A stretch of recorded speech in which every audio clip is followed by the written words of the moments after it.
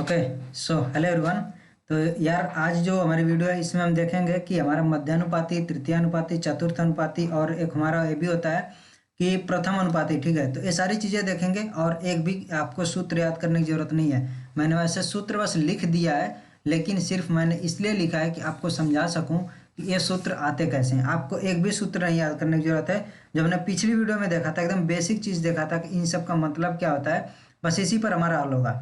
ठीक है, आपको जो है एक लाइन का होगा, आप जो है समझ जाओगे तो आप जो है कोई भी सूत्र बना सकते हो। ठीक है, तो चलो वीडियो में आगे बढ़ते हैं और देखते हैं कि यार होता क्या है। मान लो कि हमारे पास दो संख्याएं एक्स और वाई, उनका मध्यानुपाती पूछा है। तो मध्यानुपाती का मतलब होता क्या है, देखो।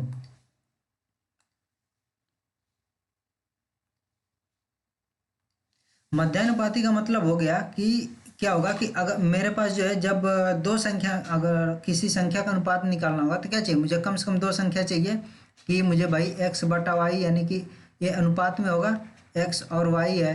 ठीक है, एक्स वाई का अनुपात है तो दो संख्या मुझे चाहिए। ठीक है, लेकिन जब समानुपात लिखना होता है तो मुझे चार संख्या चाहिए होती है। क्यों? क्योंकि कम से कम मेरा क्या होगा, एक ए अनुपात और दूसरा एक अनुपात जो है बराबर होगा। तो मैं मुझे क्या चाहिए, चार संख्याएं चाहिए समानुपात लिखने के लिए।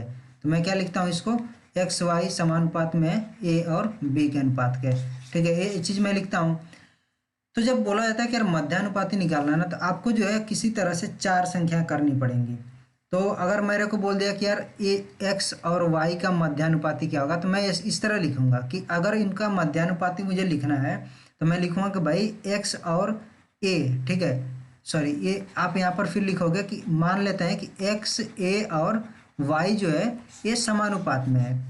ठीक है, मैं क्या लिखूंगा, मैं ये जो है समानुपात में है, समानुपात में है।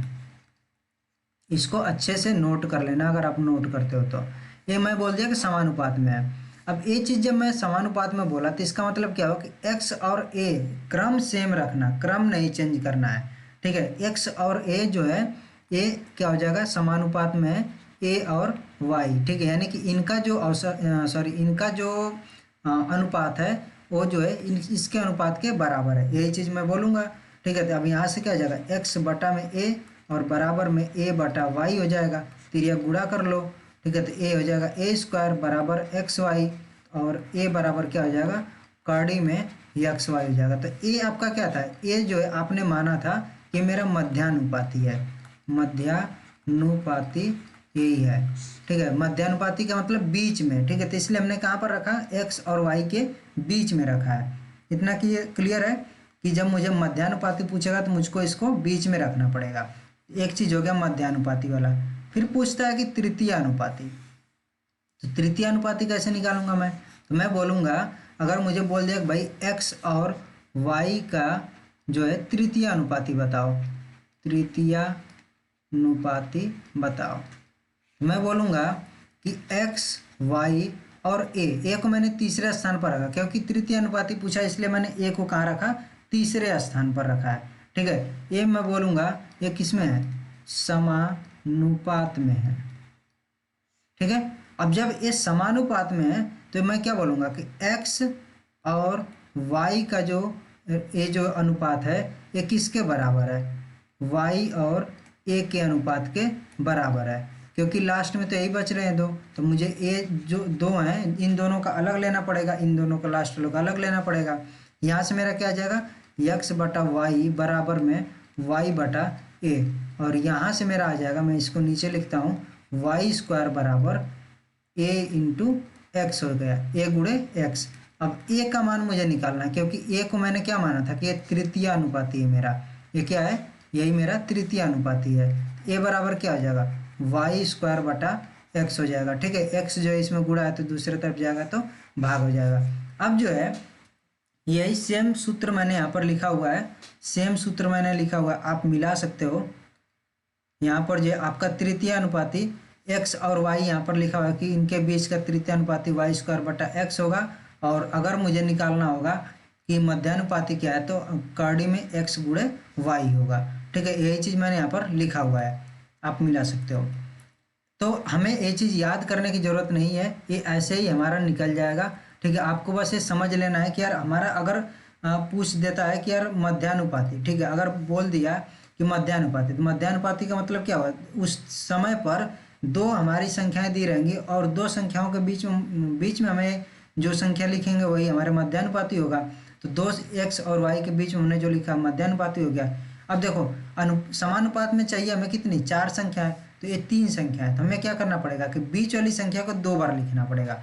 बीच वाली संख्या को मैंने यहाँ पर क्या किया, 2 बार लिखा है, ठीक है। ऐसे ही यहाँ भी 3 संख्या है, तो बीच वाली संख्या को मैंने क्या किया, 2 बार लिखा है, ठीक है।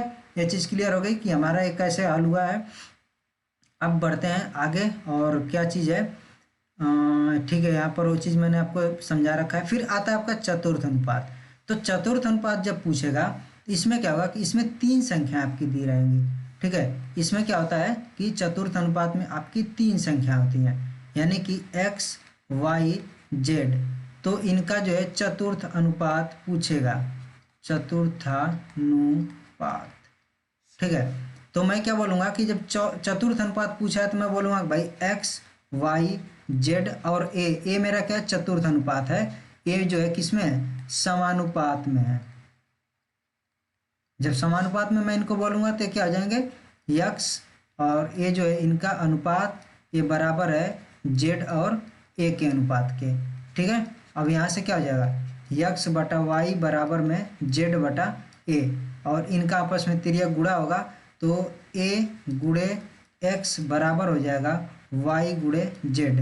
तो यहाँ से आ जाएगा ए बराबर वाई गुणे जेड बटा एक्स हो गया, ठीक है। ये चीज़ आपने पिछले लेक्चर में देखा था कि यार हमारे पास जो है संख्या कुछ इस तरह थी, 2 और 3 का जो अनुपात था, यहाँ पर क्या लिखा था, यहाँ पर मान लो लिख दिया 4, तो यहाँ पर क्या आएगा, तो ये जो x का आप मान निकालते थे वही तो यहाँ पर आप निकाल रहे हो, यही आप निकाल रहे हो। यहाँ पर क्या हो जाता था, इस तरह रहता था, तो आप जो a का मान निकाल रहे हो वही x का मान निकालते थे। तो सेम चीज़ है, आपने चीज़ पीछे देख रखा है, लेकिन मैंने आपको समझाने के लिए बता दिया कि चतुर्थ अनुपात पूछेगा तो चौथे नंबर पर हमारा ये आ जाएगा। अब ऐसे ही पूछ देता है कभी कभी, मैं इसको अब मिटा देता हूँ, आप जो नोट कर लेना। ऐसे ही आपका पूछ लेता है कि प्रथम अनुपात क्या होगा, ठीक है। तो प्रथम अनुपात के लिए यहाँ पर देगा भाई एक्स वाई जो है 2 संख्याएं हैं, इनका जो है प्रथम अनुपात क्या होगा। तो मैं मानूंगा कि ए एक्स और वाई किस में है, ये समानुपात में है, ठीक है, ये समानुपात में है। तो यहाँ पर मैं क्या लिखूंगा, ए और एक्स का जो अनुपात है वही होगा एक्स और वाई का, क्योंकि जो बीच वाला है इसको मुझे 2 बार लिखना पड़ेगा। अब ए मेरा हो जाएगा ए बटा एक्स बराबर एक्स बटा वाई, और ए का मान मुझे निकालना है, तो ए बराबर क्या हो जाएगा, एक्स स्क्वायर बटा वाई। तो ये प्रथम अनुपात के लिए हो जाता है, ठीक है। ये मेरा हो गया प्रथम अनुपात, ठीक है। इस पर जो है इस तरह के अलग अलग सवाल पूछे जाते हैं। अब देखते हैं हमारे कुछ जो सवाल हैं वो कैसे हल होंगे।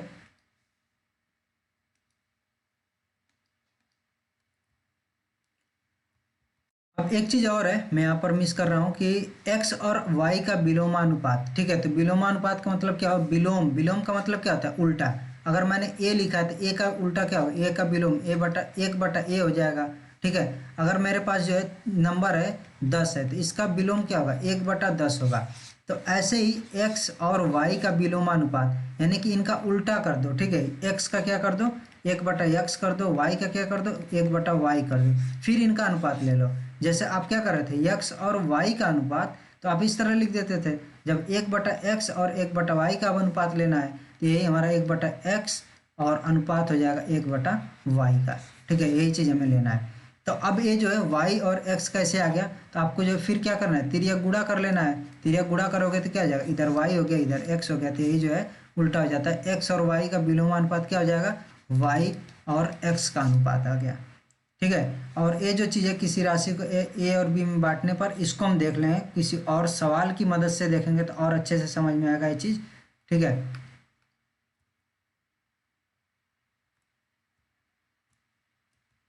अब देखो जो यहाँ पर सवाल है, हमारे सवाल बहुत अच्छे अच्छे हैं, और एक भी आपको सवाल सूत्र पर नहीं करना है। तो मैंने बताया था कि 4 और 9 का प्रथम समानुपाती क्या होगा। आपको कभी भी जो ऑर्डर दिया है, जो क्रम दिया है, उसको नहीं बदलना है। तो प्रथम समानुपाती पूछा है तो मैं क्या बोलूँगा कि मेरा जो है ए 4 और 9 किस में है, ये समानुपात में है, मैं बोल दूँगा ये किस में है, समानुपात में है। तो अब जो है सेम जो पिछला अभी हमने देखा था उसको हम इस तरह से लिखेंगे, ए और 4, और यहाँ पर जो है समानुपात का चिन्ह 4 और 9, बस इसी को हमें हल करके ए का मान निकालना है। तो ये तो आपने देख लिया कि यार कैसे इसको हम हल करते हैं। यहाँ पर हम हल करेंगे तो ये हमारा आ जाएगा ए गुणे 9। अब देखो एक तरीका हमारा ये होता है कि इन जो एकदम लास्ट में होते हैं इनका आपस में सीधे गुणा कर लो और अंदर वालों का आपस में गुणा कर लो, ठीक है। तो ए गुणे 9 हो गया और बराबर में क्या हो जाएगा हमारा 4 गुणे 4 हो जाएगा, ठीक है। तो ए बराबर क्या आ जाएगा, ए हो जाएगा 16 और बटा में हो जाएगा हमारा 9, यह है कि हमारा 16/9 आपका इस तरह से हल हो जाएगा।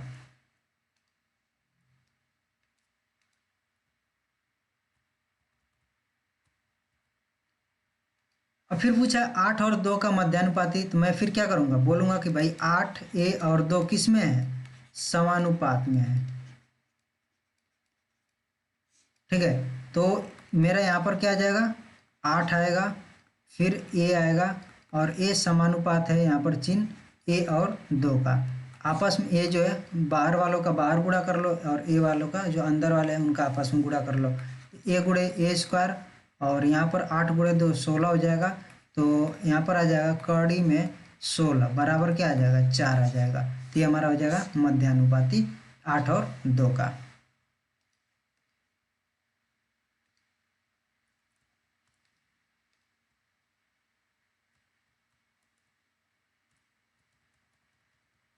फिर है कि 4 और 9 का तृतीय अनुपाती, ठीक है। तृतीय अनुपाती या तृतीय समानुपाती दोनों सेम चीज़ होता है, तो इसमें कभी भी कंफ्यूज होने की जरूरत नहीं है। तो तृतीय अनुपाती क्या हो जाएगा मेरा 4 होगा पहला नंबर, दूसरा 9 होगा, तीसरा मैं बोल देता हूँ कि ए है। ए मेरा क्या है तृतीय समानुपाती है।